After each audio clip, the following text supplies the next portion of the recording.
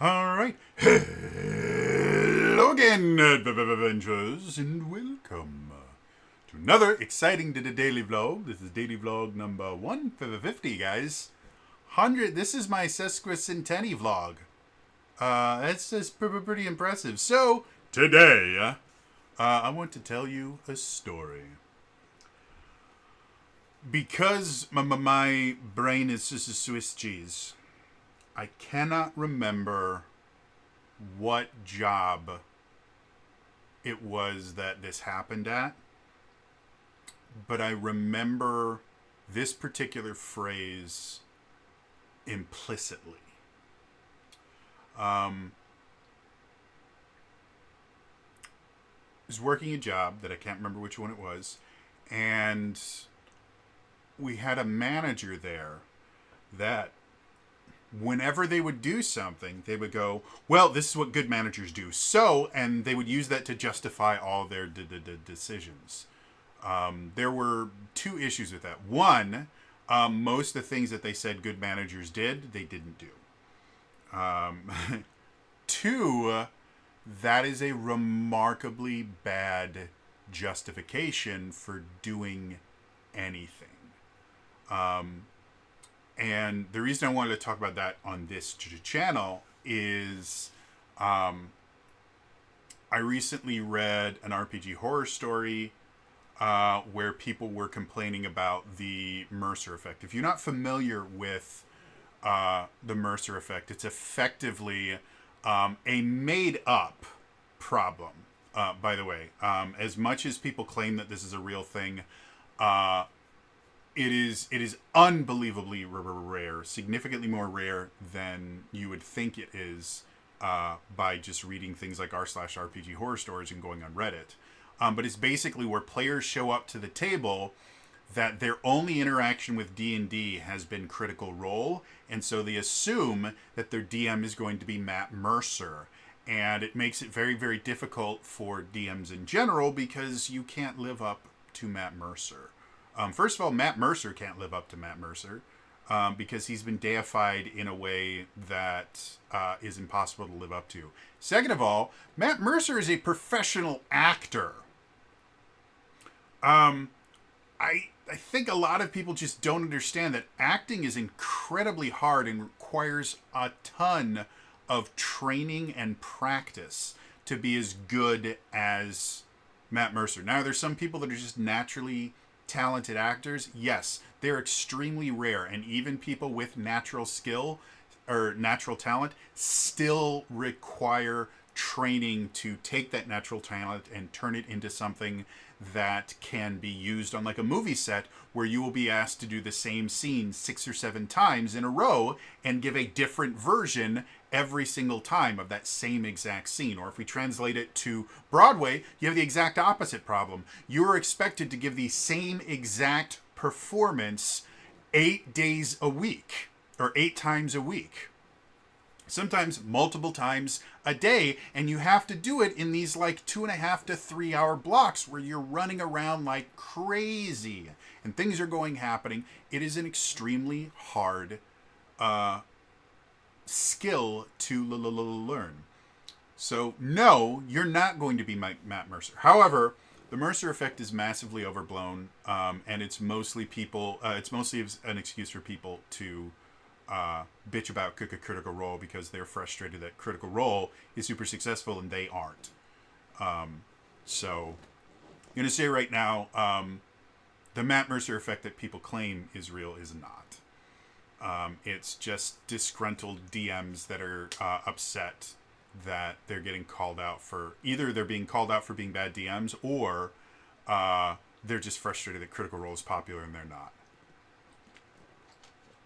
So that was one of the things that inspired this particular rant, I guess, today. The other one, a new trailer just dropped for The Bear Season 3. If you don't know what The Bear is, Jeremy Allen White, who he played Lip on Shameless for, I don't know if it was all 11 seasons, but it was bare minimum, it was like 10 of the 11 seasons. And he was absolutely brilliant as Lip on there. And he's done other things too, but that's the big thing that he did. And then a few years ago, he got this show called The Bear, which is basically he plays this chef that used to work in a Michelin star restaurant. I think his brother passes away before the show even starts, and he's asked to take over this kind of hole in the wall sandwich shop, Italian. I think it's Italian beef shop. And so he goes from being, again, a Michelin star chef to working in this kind of dirty spoon sandwich shop. And he decides that he wants to kind of elevate it and everything like that. And the first season involves him kind of basically just kind of getting his staff together to realize that the standards they have for themselves are just too low, and they can live to significantly or they can meet significantly higher standards if they would just hold themselves to it. Season 2, they closed down the sandwich shop because Jeremy Allen White's character wants to turn it into a fancy restaurant. And so season 2 is basically the entire season is just them building this new restaurant and all the crazy stuff that has to happen. A few members of the staff get sent to different places to get really high-end training for the positions that they're going to be filling. It's absolutely brilliant. Season 3 looks to be the foibles and troubles of them actually opening the restaurant. And I love restaurant drama shows. I really, really do. I think they're amazing. My father was a professional chef for a number of years. I dabbled in professional food service, mostly doing pizzas. But at one point I was convinced that I was going to try and actually become a professional chef, and started looking for job opportunities as like line cooks and other stuff like that, so I could, pay my dues and get up to the place. Before this and before all my anxiety stuff, I was actually a relatively skilled cook. So I absolutely love that chef. But one of the things that the Bear Season 3 trailer opens with is what Jeremy Allen White's character calls non-negotiables. And he basically has just all this list of really kind of esoteric gobbledygook, for lack of a better term. Things like always pushing success, and creativity. I mean, yeah, those are great goals to aspire to, but they are extremely subjective. The things that are more used in feel-good statements than they are in business plans. And his justification for it is, he goes, "This is how it's done at the top restaurants," and that reminded me of that story of that manager that was like, "Well, this is what good managers do," and I have seen that exact and heard that exact phrase from new DMs and from established DMs. And one of the more common places that I hear it is when discussing Critical Role. Well, this is what Matt Mercer does, or this is what Laura Bailey does, if you're going from the character perspective, or this is what Taliesin Jaffe does, or Travis Willingham, or Sam Riegel. And when I was dealing with that manager, I was not a manager in that place. Again, I can't remember where it was, but I remember vividly listening just over and over. This is what good managers do. This is what good managers do. This is what good managers do.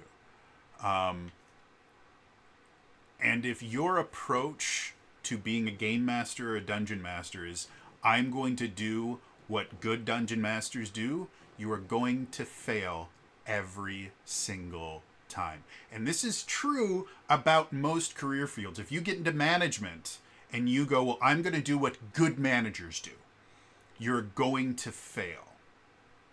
If you go into the hospitality industry and go, well, this is what good hotel managers do, or this is what good chefs do, and that is your motivation for everything you do, is that you're going to do things that good versions of this job do, then you are going to fail because you are focusing on the what and not the why.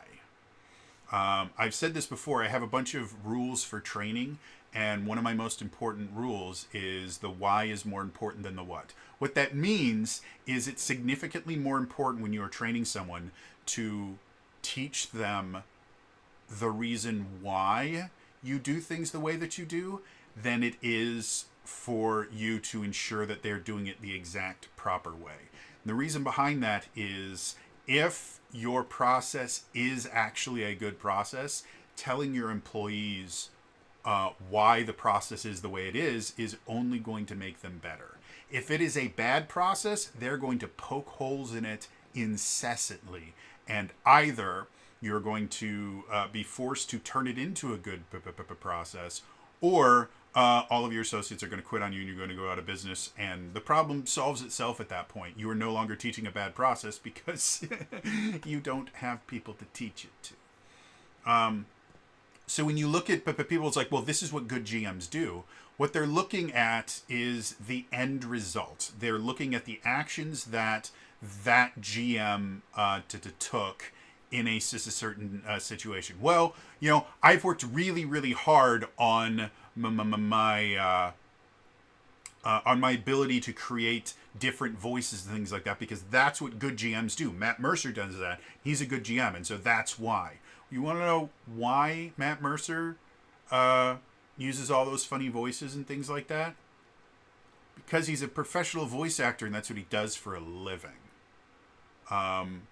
It would be the same if your GM was a woodworker.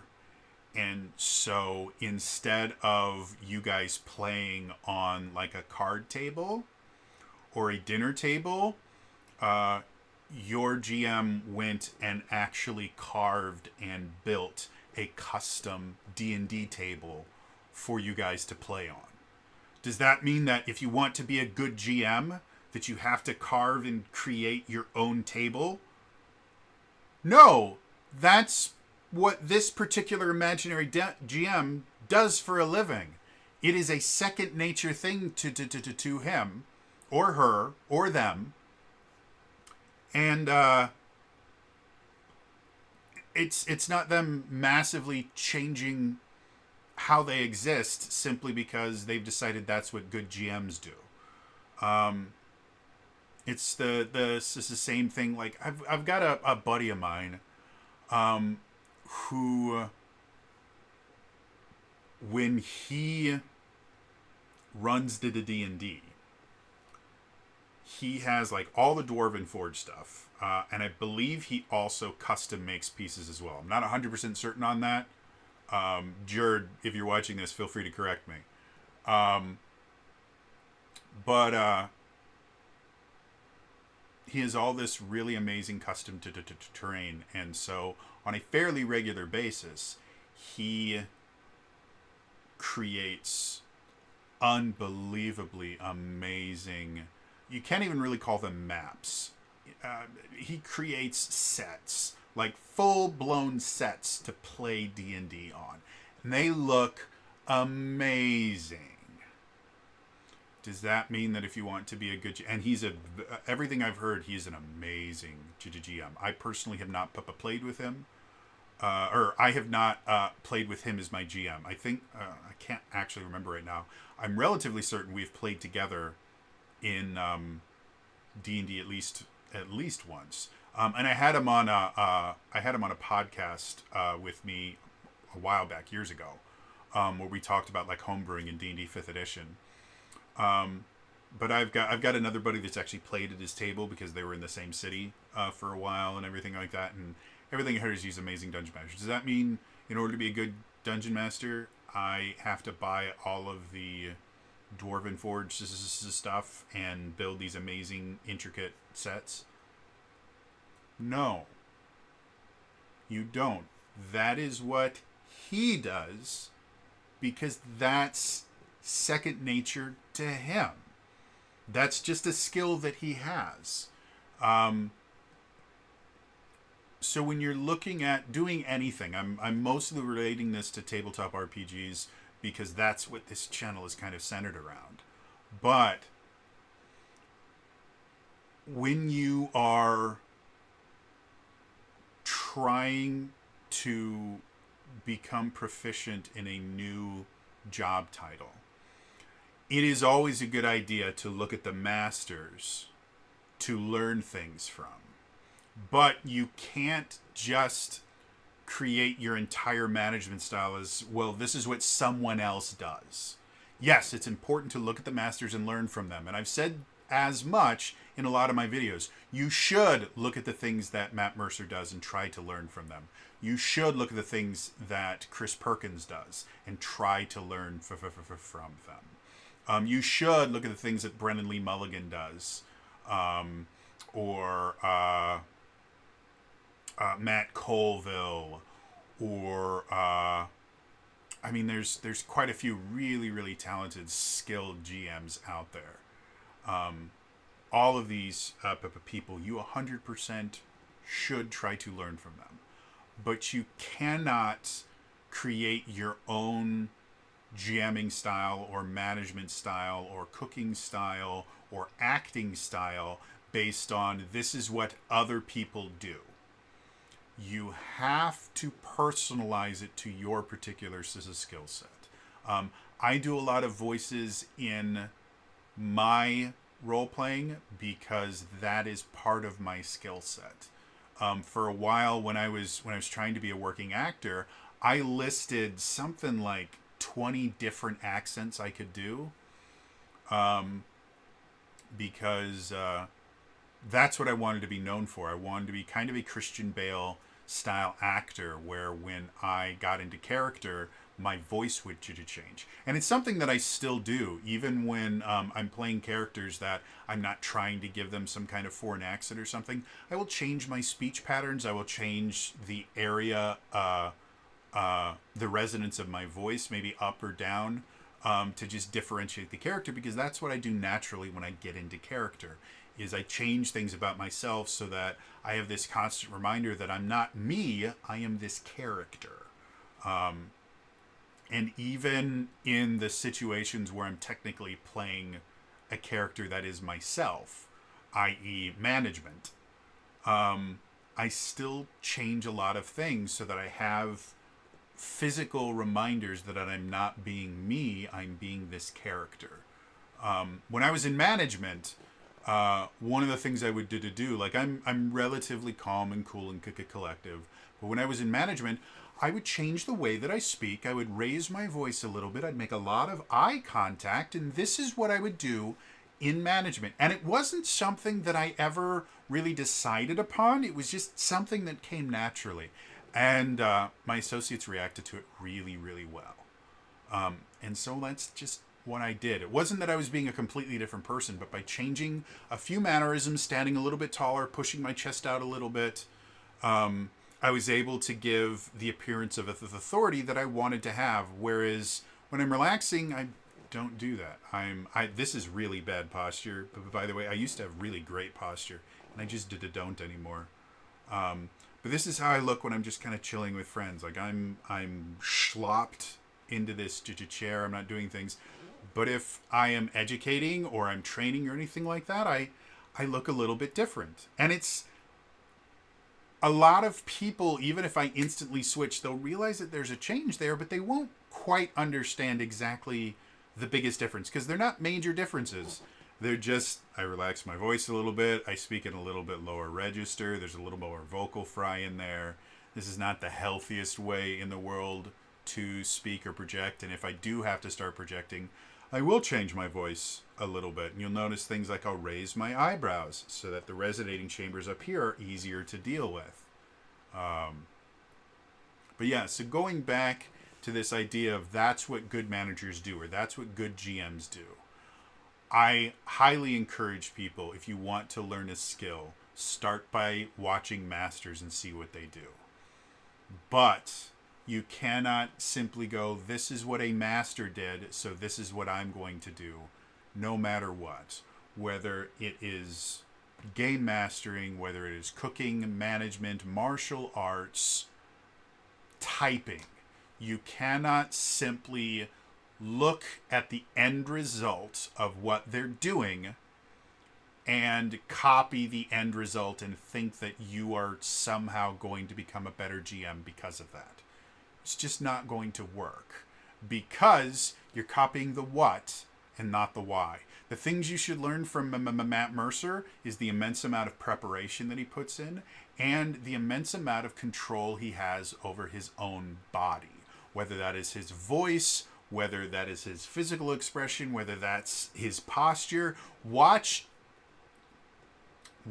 him in campaign 1 become the black powder salesman. Everything about him changes instantly. The first time, you can find tons of clips. If you go black powder salesman, you can find tons of clips on YouTube of the first time he shows up. You watch him go, okay, so you come in and you see Matt Mercer. You go and you come into this building, you can smell this and this. And suddenly Taliesin does something like, hello. And he goes, what? What are you looking for? Yes, black powder. Black powder. And his entire body just changes instantly. That comes from years and years of practice and training. He has learned how to give particular feelings to other people by the ways that he does his voices and his expressions. He's learned how to modify how he pronounces words to get different feelings out of there. And he's done a lot of study into kind of what people assume when they hear certain sounds and certain things.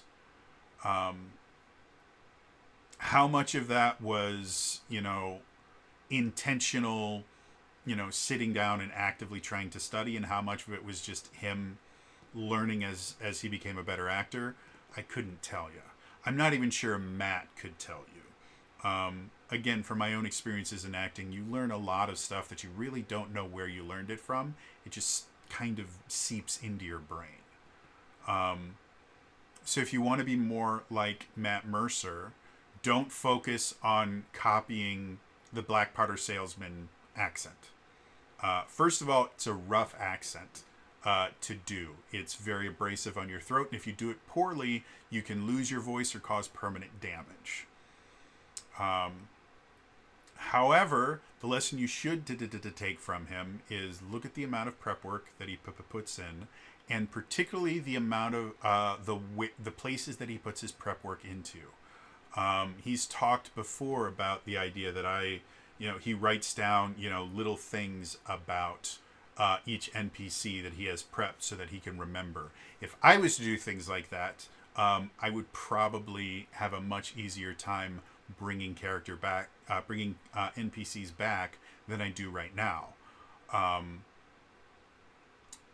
didn't used to have to do that before benzos and everything. I just had this insane memory. And now I can barely remember what I had for breakfast.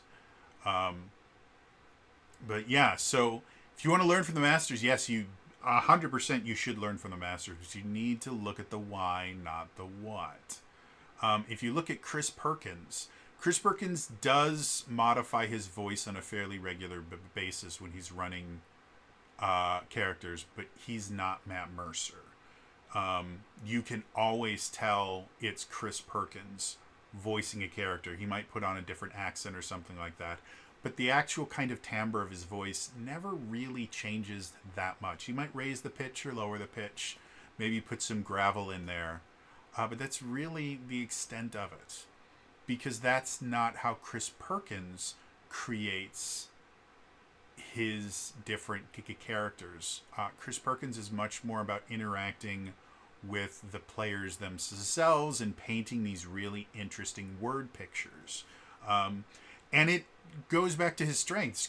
Chris Perkins is a writer. He writes a lot of the published adventures for Wizards of the Coast.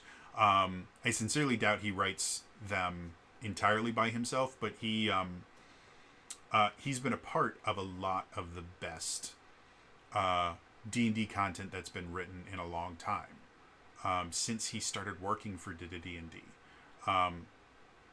And he was one of the people that really popularized the live play format.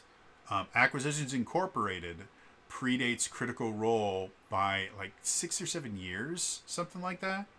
And they were filling up theaters with people wanting to watch them play live, long before Geek and Sundry was even a thing.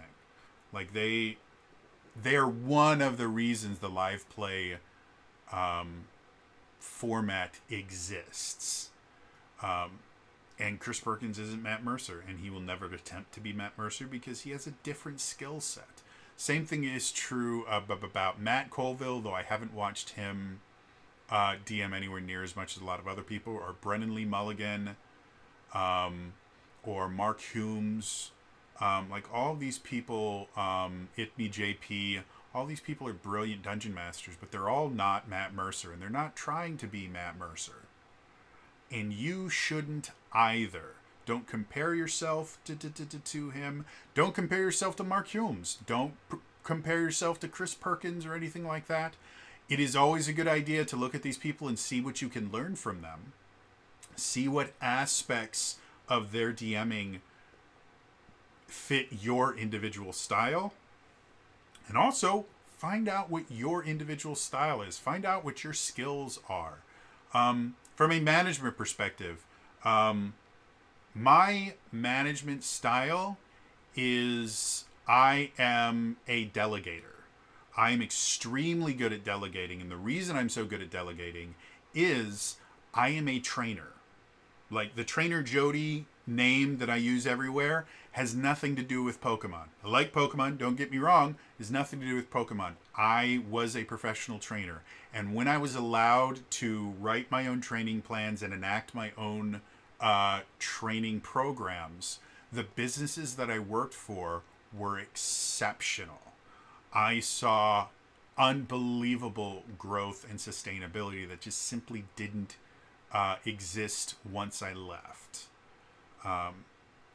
And so my management style involves me learning who the people I can rely on are, giving them the training they need to be able to do their jobs, and then giving them the authority and the autonomy to do their jobs without me having to lord over them. So I can focus on either employees that I can't trust to do their jobs on their own, or I can focus on the things that my employees can't do. One of the things that used to piss off a few of my employees was like during a rush, I would pull people off the floor and I'd put them on registers. They go, well, why aren't you on a register? I have to get this planogram done. And I go, well, because I have more important things to do. They'd be like, you're not more important than me. I go, no. I'm not saying I'm a more important person than you. I'm telling you that I have more important things in my job description to do than being on a register right now, whereas you do not. Being on a register is the most important thing that you can do right now because it's essential for this business working. Well, what kind of important things do you have to do? Filing payroll so your ass gets paid. Because you can't do that. You don't have the training to know how to actually enter things into payroll and how to approve it. And you don't have the codes that will allow you to approve it. Nor am I going to give you those codes because you would break it. So yes, getting payroll done before the deadline is due so that you guys get paid this week instead of next week is significantly more important than me standing at a register checking out customers when I have 2 other employees who are just moving product around. Yes, that is important and it needs to be done eventually, but it is more important for you to be here and it is more important for me to be in the office to make sure you get your paycheck in a week. So I modify everything I learned from every single manager that taught me into, well, what works the best for me. The same thing is true about uh, being a GM. Yes, look to the masters, but you have to understand what your own style is and how you can use what they use. Again, the why, not the what, but the processes they use to improve your personal style. There isn't a right or wrong way to GM aside from if you are fighting against your own nature, you're doing it wrong. If you're copying someone else because that's what good GMs do, you're doing it wrong. As long as you are focusing on your own skills, your own particular style, you're doing it right. Now, how do you figure out what that style is? You GM. Like 100%, that's what you do. And sometimes that involves actually copying what they do. It might be, you know what, I've never used voices in my campaign before. I wonder how to do it. Well, just watch Matt and I'll copy a couple of his voices and try putting them in. That's perfectly fine as long as the purpose behind it is going to be, I'm going to try something new and see if it works for me. It's not, I'm doing this because that's what good GMs do. It's, I'm doing this because I don't right now, and I want to see if I can. Or I'm doing this because it's not a skill I currently have, and I think it will help me in this particular way. And that is true about every single thing you will ever try to do. Like I said, I compare it to management a lot because that's how I became a good manager. I did the same thing with sales. I was told over and over, this is what good salespeople do. And first of all, a lot of the people that were claiming, well, this is what good salesmen do, it wasn't what good salesmen do. It's what crappy salesmen do. But even then, like I had so many people going, well, I keep doing this because this is what good salesmen do. But you're not getting sales, are you? Well, no. Then obviously it's not working. Why would you consider doing it? Well, that's what good salesmen do. Obviously not, because it's not getting sales. So, yeah, like I said, I constantly hear about the Matt Mercer effect. It's not a real thing. Yes, are there some people that are massively deluded and come into a D&D game thinking that they're going to be able to do everything that happens on Critical Role? Yes, there are people like that out there. They're such a tiny minority of the entire tabletop RPG community that they should be considered a statistical anomaly. They are outliers. They should not be used to get good data from.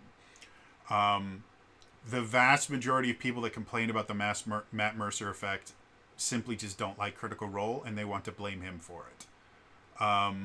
The actual real Matt Mercer effect can be summed up with one phrase. This is what good GMs do. That's the real Matt Mercer effect. People trying to copy GMs that they shouldn't be trying to copy. People doing things simply because they've been told that's what good GMs do. Or they've told themselves that's what good GMs do. There isn't a list of this is what good GMs do. I have seen good GMs do things that I massively disagree with and would never do in any of my tables. And they have players that absolutely love them. And I have seen extremely good, skilled, talented GMs do monumentally stupid things that have blown up in their face. So yeah, the idea of this is what good GMs do, there isn't. There's no list of something that good GMs do because what works for one GM won't work for another one. And if you really want to learn from the masters, what you should be doing is look at the why rather than the what. Why does Matt Mercer use all those funny voices and do all the sound effects and stuff like that? Because that's what he does as part of his day job. And he spent years perfecting that particular skill, and he's really good at it. If that's not in your particular wheelhouse, then don't do it. If you want it to be part of your particular wheelhouse, you don't get good at that by just trying to sound like Matt Mercer. A buddy of mine was streaming, and he's actually a remarkably skilled guitarist. I had no idea because he hasn't played guitar in a long time. But he brought out one of his guitars and he was kind of playing around with it, and it wasn't going particularly well. Mostly because, and this is something that happens when you are very, very skilled at something and you stop doing it for a while, and some of that skill begins to atrophy. It's extremely common for people that used to be really skilled to pick up something that they were doing before and think that they can do it the same as they could before, and they can't. Athletes that do that end up like pulling muscles and spraining things because they push their body further than it's able to do because they're not in the same shape that they used to. What happened to my buddy was he kept trying to play things that he used to be able to play, and he just couldn't do it. And so I wrote in chat and I said, hey, here's a hard truth for you. This isn't how you get all those skills back. Getting all those skills back is probably not something you want to stream because it's unbelievably dull. What being a good musician is, like, people look at really good musicians and they're like, oh man, did you see that amazing solo that they did in the middle of Thunderstruck? Or, oh man, when Taylor Swift just did that amazing run, or, when Ariana Grande just hit that note and then, oh man, it blew my... You want to know what it takes to get to that level? I'll show you guys one of the most effective ways to become a really, really great singer. 1, 1, 2, 1, 1, 2, 3, 2, 1, 1, 2, 3, 4, 3, 2, 1, 1, 2, 3, 4, 5, 4, 3, 2, 1, 1, 2, 3, 4, 5, 6, 5, 4, 3, 2, 1, 1, 2, 3, 4, 5, 6, 7, 6, 5, 4, 3, 2, 1, 1, 2, 3, 4, 5, 6, 7, 8, 7, 6, 5, 4, 3, 2, 1. 1, 1, 2, 1, 1, 2, 3, 2, 1, 1, 2, 3, 4, 3, 2, 1, 1, 2, 3, 4, 5, 4, 3, 2, 1, 1, 2, 3, 4, 5, 6, 5, 4, 3, 2, 1, 1, 2, 3, 4, 5, 6, 7, 6, 5, 4, 3, 2, 1, 1, 2, 3, 4, 5, 6, 7, 8, 7, 6, 5, 4, 3, 2, 1. That is what it takes to be a good singer, to be a good instrumentalist. There's this guy, I think his name is Neely is his last name. He has a YouTube channel. One of my favorite things that he ever did was he did a review of the movie Whiplash. If you've never seen the movie Whiplash, it's a really, really fascinating sports movie. And anyone that's seen the movie Whiplash will go, what the hell are you talking about? No one plays sports in that movie. If you don't know, I'm going to take a drink. If you don't know, the movie Whiplash is about a collegiate jazz ensemble, and I can't remember people's names. Miles Teller is in it, and he actually does a pretty amazing job. Let's go Whiplash cast. J.K. Simmons plays the director of this college jazz band. The character's name is Terrence Fletcher, and he's meant to be kind of an homage to, I think, it's Buddy Rich. Buddy Rich was a drummer back in the kind of classic age of jazz, and he was known to be a very, very abrasive band leader. To the point they actually share this story in the movie. There was somebody that wasn't playing something correctly. I think it was a drummer or something. And so what Buddy Rich did, I might be mixing up names here. Feel free to correct me in the comments below. But what Buddy Rich did was he took a cymbal and threw it at his head. The guy had to duck out of the way. And he exploded and yelled at him. And they actually do have recordings of studio sessions of Buddy Rich just ripping into his players. So that's not entirely untrue. However, the cymbal story is made up.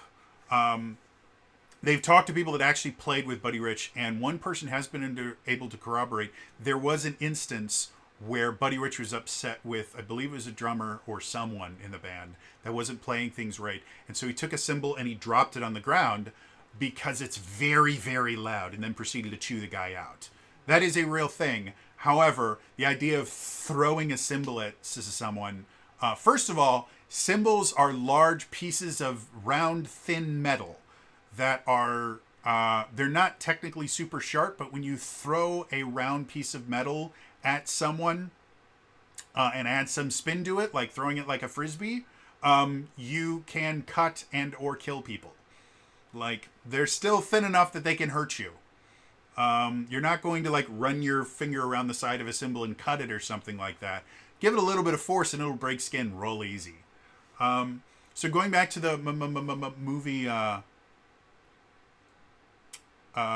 Whiplash, in the movie, J.K. Simmons plays this character, Terrence Fletcher, who is not just a very strict band instructor. He is a tyrant. He's an abusive tyrant. And they show this stuff like Miles Teller playing the drums until his fingers start bleeding, and punching through a snare head.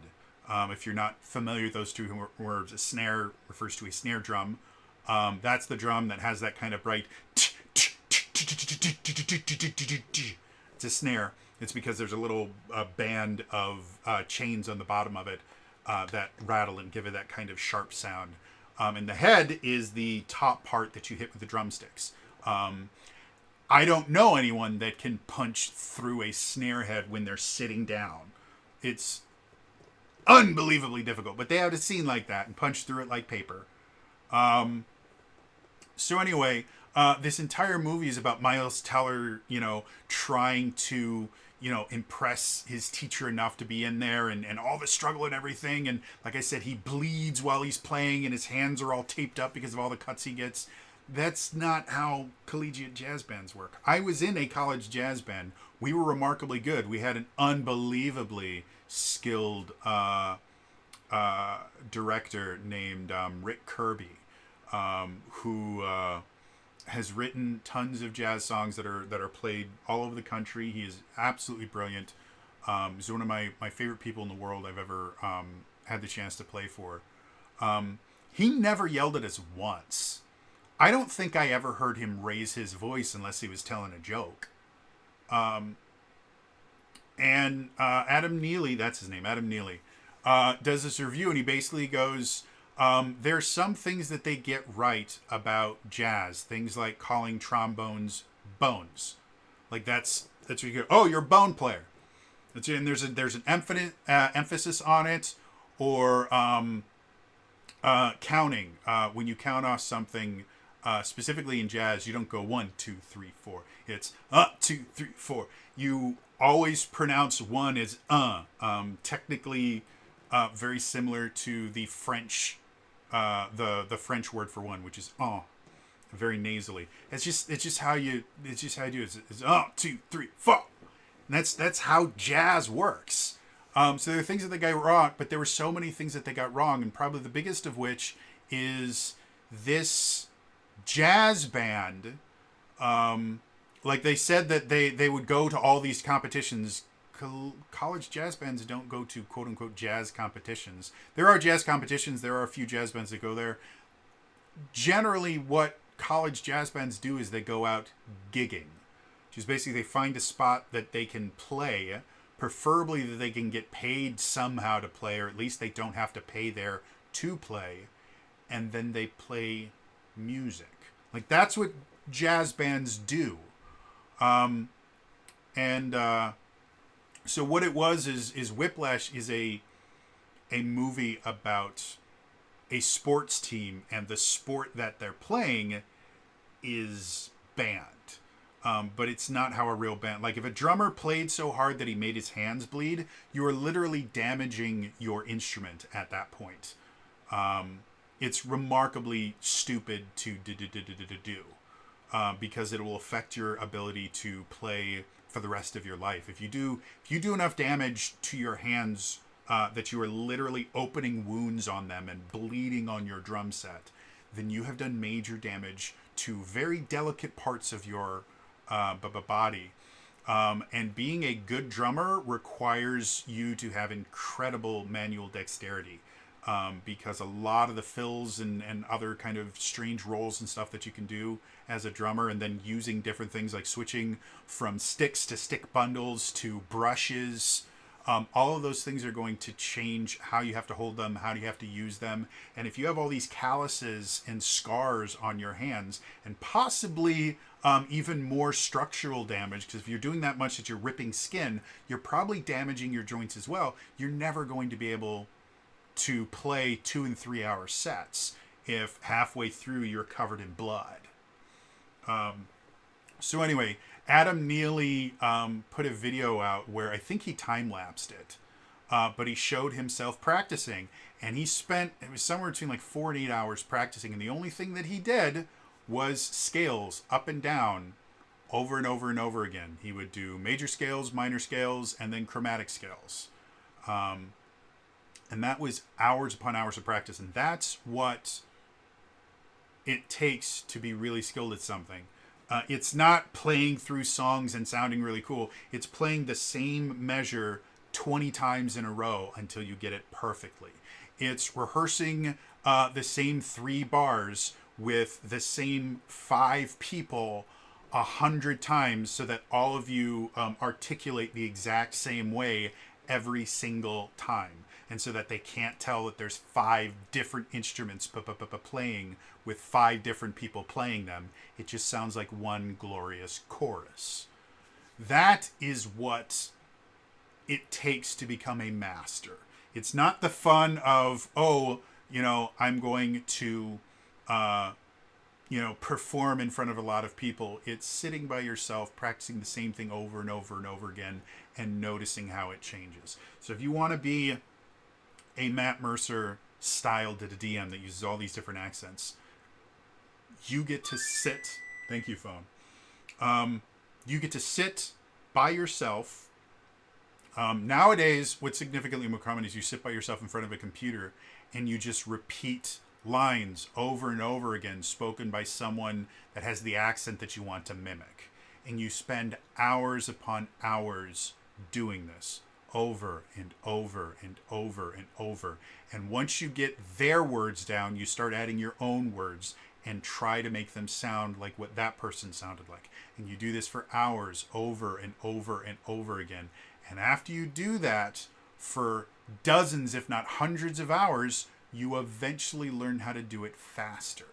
And you can get to the point where you can kind of just pick up accents or pick up voices and things like that very quickly and easily. But that takes years of practice. So you want to be a Matt Mercer style GM, then you have got to work at it. You have to do the boring work. You want to be like my buddy that makes those amazing set pieces. You got to work at it. If you can't afford to buy all the dungeon Dwarven Forge stuff, it's perfectly fine. Make your own. Find a program that allows you to make your own maps, and then sit down and start making them over and over and over again. Start with no purpose. Start with a very specific purpose. Start by copying someone else's maps, then start making your own maps. All of these things take work. They take time and effort. You want to be a great writer? Write every single day and read everything you possibly can. Read the classics. Read The Grapes of Wrath and Moby Dick and The Old Man in the Sea. Read poetry. Read Steinbeck and Robert Frost and Proust and Edgar Allan Poe and H.P. Lovecraft and Frank Herbert. Read, what's his name? Horror writer.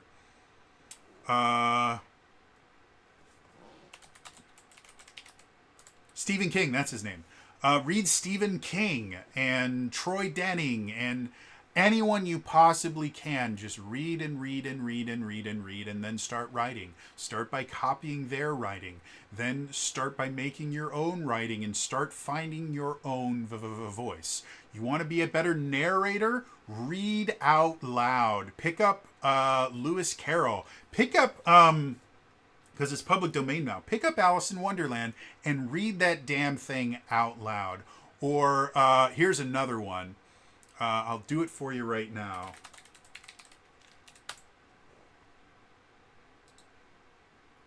This is a brilliant test of your diction and your ability to just spout out nonsense. 'Twas bralic and the slithy toes did gyre and gimble in the wabe. All mimsy were the borogoves, and the mome wraths outgrabe. Beware the jabberwock, my son, the jaw that bite, the claws that catch. Beware the jubjub bird, and shun the frumious bandersnatch. He took his vorpal sword in hand. Long time the maxim foe he sought. So rested he by the tum-tum tree and stood a while in thought. That's Jabberwocky by Lewis Carroll. It is a brilliant poem that means nearly nothing. I guess I can finish it because it's not that long. So I'll finish the poem. And as in uffish though thought he stood, the Jabberwock with eyes of flame came whiffling through the tulgey wood, and burbled as it came. 1, 2, 1, 2, and through the vorpal blade went snicker snack. He left it dead, and with its head he went galumphing back.